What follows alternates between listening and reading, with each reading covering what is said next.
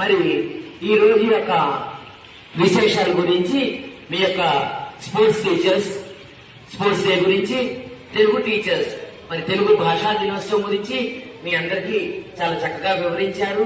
నిన్న మీరందరూ sports day సందర్భంగా మరి చిన్న చిన్న ఆటలు పోటీల్లో పాల్గొన్నారు. స్పోర్ట్స్ లో పాల్గొనడం వలన పిల్లల్లో ఒక ప్రగాఢమైన ఒక యాటిట్యూడ్ అనేది పెరుగుతుంది. పాజిటివ్ గా తీసుకోవడం జరుగుతుంది. ఫెయిల్యూర్స్ ని కూడా యాక్సెప్ట్ చేయడం జరుగుతుంది. 100 మంది ఆడినప్పుడు విజేతగా ఒక్కళ్ళే ఉంటారు.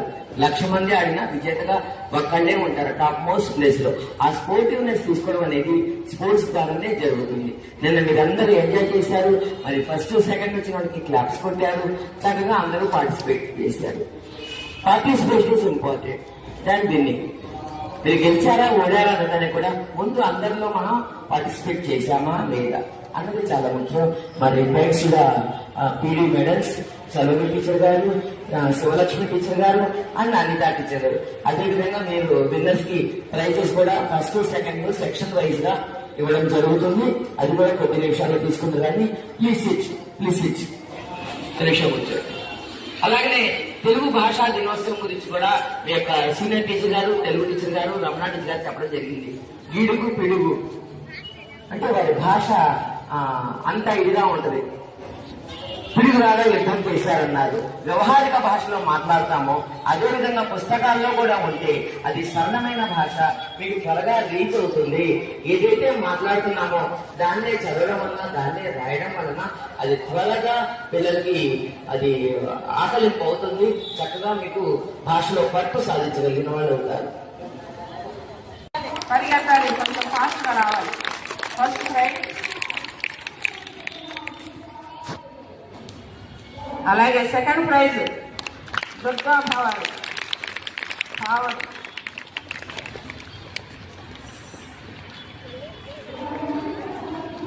తర్వాత బి సెక్షన్ వాళ్ళు షర్మిల.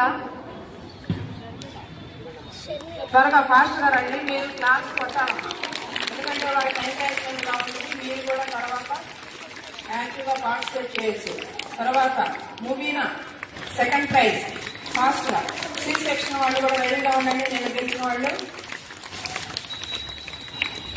సి సెక్షన్ వాళ్ళు ఫస్ట్ ప్రైజ్ కుప్సియా. త్వరగా ఇవేంటి సెకండ్ ప్రైజ్ రెడీగా ఉండండి అమ్మా. ఇక్కడ ఆ అమ్మాయి తీసుకొని వచ్చినప్పుడు నువ్వు వెళ్ళి సెకండ్ ప్రైజ్. అలాగే 7th క్లాస్ వాళ్ళకి ఎలిఫెంట్ వాక్ చాలా కష్టపడ్డారు పాపం పిల్లలు. ఎలిఫెంట్ వాక్ కాళ్ళు నొప్పులు పుట్టినాయా? Okay, second prize elephant walk ఇంకా నిదానంగా నడిస్తే చాలా బాగుంటుంది. ఎలిఫెంట్ వాక్ లో first prize Sara. Second praise